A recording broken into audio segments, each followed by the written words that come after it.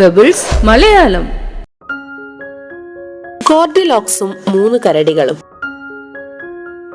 ഒരിടത്ത് ഗോർഡിലോക്സ് എന്ന ഒരു പെൺകുട്ടി താമസിച്ചിരുന്നു.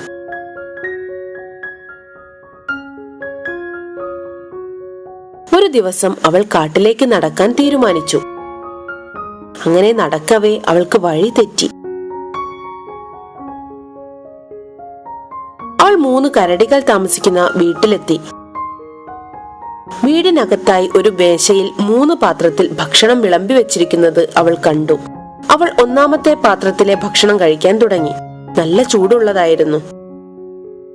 അതുകൊണ്ട് അവൾ 2-ാമത്തെ പാത്രത്തിലെ ഭക്ഷണം കഴിക്കാൻ തുടങ്ങി. അത് വളരെ തണുത്തതായിരുന്നു.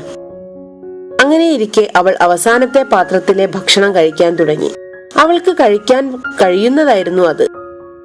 3-ാമത്തെ പാത്രത്തിലെ ഭക്ഷണം മുഴുവനും അവൾ കഴിച്ചു തീർത്തു. ഭക്ഷണം കഴിച്ചു കഴിഞ്ഞപ്പോൾ അവൾക്ക് ക്ഷീണം തോന്നി.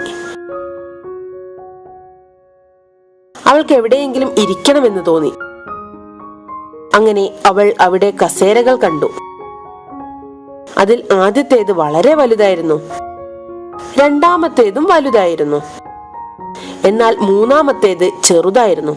അവൾക്ക് ഇരിക്കാൻ കഴിയുന്നതായിരുന്നു. അവൾ അതിൽ ഇരിക്കാൻ തുടങ്ങിയപ്പോൾ കസേര പല കഷ്ണങ്ങളായി മുറിഞ്ഞു വീണു. അവൾ വളരെ ക്ഷീണിതയായിരുന്നു. അതിനാൽ അവൾക്ക് എവിടെയെങ്കിലും കിടന്ന് ഉറങ്ങാൻ തോന്നി. അവൾ അവിടെ ഒരു കിടക്ക കണ്ടു. അത് വളരെ കട്ടിയുള്ളതായിരുന്നു.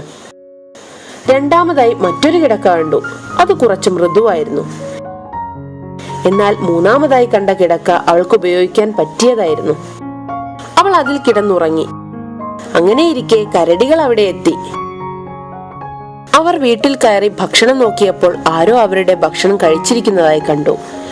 അങ്ങനെ അച്ഛൻ കരടിയും അമ്മ കരടിയും ഉച്ചത്തിൽ ചോദിച്ചു, ആരാണ് ഞങ്ങളുടെ ഭക്ഷണം കഴിച്ചത്? കുഞ്ഞു കരടി കരയുവാൻ തുടങ്ങി. എന്റെ ഭക്ഷണം ആരാണ് കഴിച്ചത് എന്ന് ചോദിച്ചുകൊണ്ടേയിരുന്നു. അങ്ങനെ അവർ കസേരയിൽ ഇരിക്കാൻ എത്തിയപ്പോൾ അച്ഛൻ കരടി ഉച്ചത്തിൽ ചോദിച്ചു, ആരാ എന്റെ കസേരയിൽ ഇരുന്നത്? അമ്മ കരടിയും ചോദിച്ചു ഇതുതന്നെ. കുഞ്ഞു കരടിയും കരഞ്ഞുകൊണ്ട് ചോദിച്ചു, എന്റെ കസേര ഒടിച്ചതെന്ന്.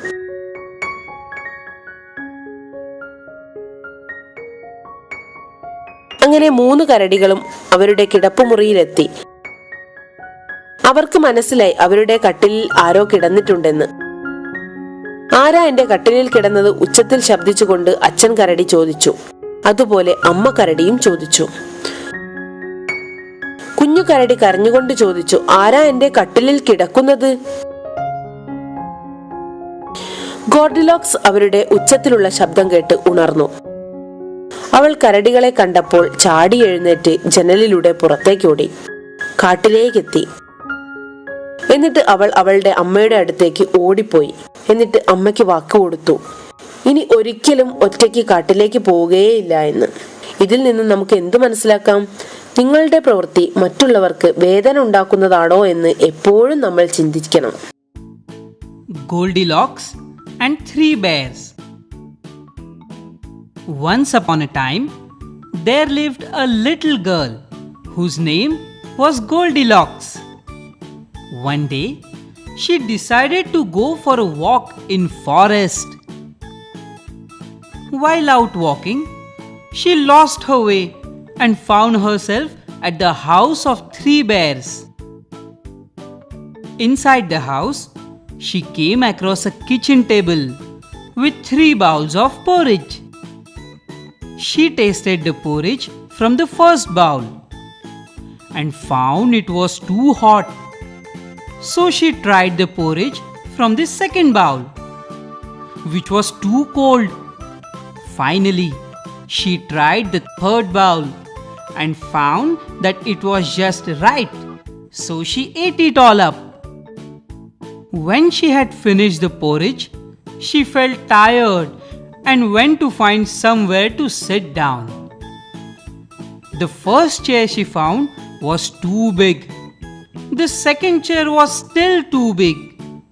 But the third chair, she felt just right. As she sat down, the chair broke into many pieces. By now, Goldilocks was very tired. so she looked for somewhere to sleep. The first bed she found was too hard. The second was too soft. But the third bed was perfect for her. So she slept on it. Just then, the bears came back to their house. When they came into the kitchen, they saw that someone had been eating their porridge. "Who's been eating our porridge?" shouted the daddy bear and the mummy bear. Baby bear cried and said, "Who's been eating my porridge and eaten it all up?" Then the three bears spotted that someone had been sitting in their chairs. "Who's been sitting in my chair?" shouted daddy bear and the mummy bear. Baby bear cried, "Who's been sitting in my chair? It is broken up into pieces." The three bears ran to check their bedrooms and saw that someone had been sleeping in their beds. "Who's been sleeping in my bed?" shouted the daddy bear and the mummy bear.